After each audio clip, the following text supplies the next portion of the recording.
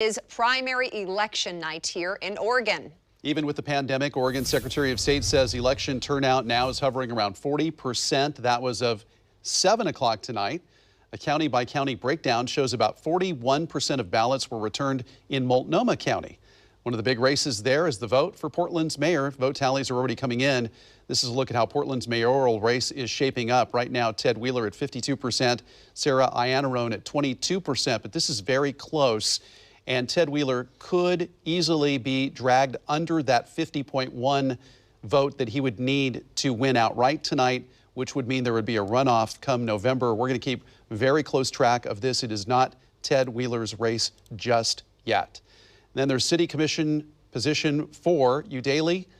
Chloe Udaley, the incumbent, is facing an incredible challenge tonight from Mingus Mapps, 30% to 29%, and former Mayor Sam Adams is just behind Mapps. So we have a real close three-headed race for position 4 of the Portland City Commission. And Oregon's 2nd congressional district is up for grabs since Greg Walden, the state's lone Republican congressional representative, made that announcement that he would not be seeking another term. So the race has just been called for this, with Cliff Bentz winning this one over Newt Buehler. You can see the numbers right there, 32 to 22%. And the mayor's race isn't the only big one that we are watching closely tonight. We do want to toss things over to our Fox 12's political expert, John Horvick. He's been monitoring the races tonight. And John, what can you tell us about what you're tracking right now? Well, that 2nd congressional district race is really interesting. You have the three-time, I think, statewide candidate with Newt Buehler, a previous gubernatorial candidate. Looks like he's going to finish well behind Cliff Bentz, as well as Jimmy Crumcracker, who spent a lot of money, a lot of his own money and family's money to run in that race. And Cliff Bentz, just sort of steady as he goes, it looks like he's going to win that race.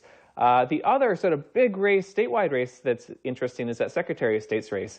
You have Mark Hass narrowly in the lead right now. He really sort of filled that moderate lane in that Secretary of State's race, benefited by the fact that the two other candidates, Jamie McLeod-Skinner and Shamia Fagan, really were the progressive candidates and seemed to be splitting the vote some. And if he pulls it off, he's benefited by the fact it's probably a three-way race rather than a two-way race.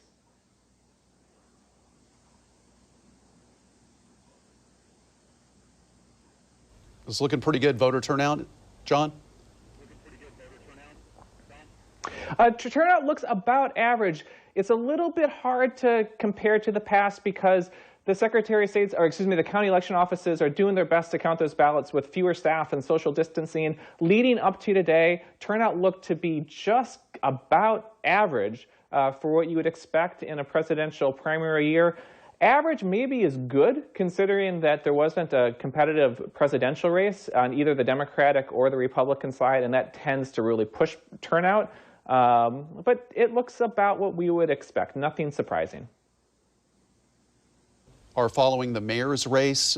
Ted Wheeler right now, you know, a lot of the write-in votes that people would have in Portland could drag Wheeler below that 50.1 vote that he needs in order to lock it up tonight. How do you see this playing out? What are you watching about the mayor's race? Well, it's hard. It's definitely going to be a close race. Whether he ends up at 48 or 52 is probably somewhere in that range based upon what we've seen so far. Sarah Iannarone ran a very well-organized grassroots campaign that had lots of donors and activists. She's doing about as well as I think she could have under the circumstances as an outsider trying to run in a race during COVID when it's really difficult to campaign. I will say that her politics are certainly to the left, and it will be interesting to see if she does make it in a top 2 race, whether her ceiling is much above 22 or 23%, which she seems to have now, or if she can really build that up. I think that remains to be seen, and we really have to watch that election play out in the summer and fall.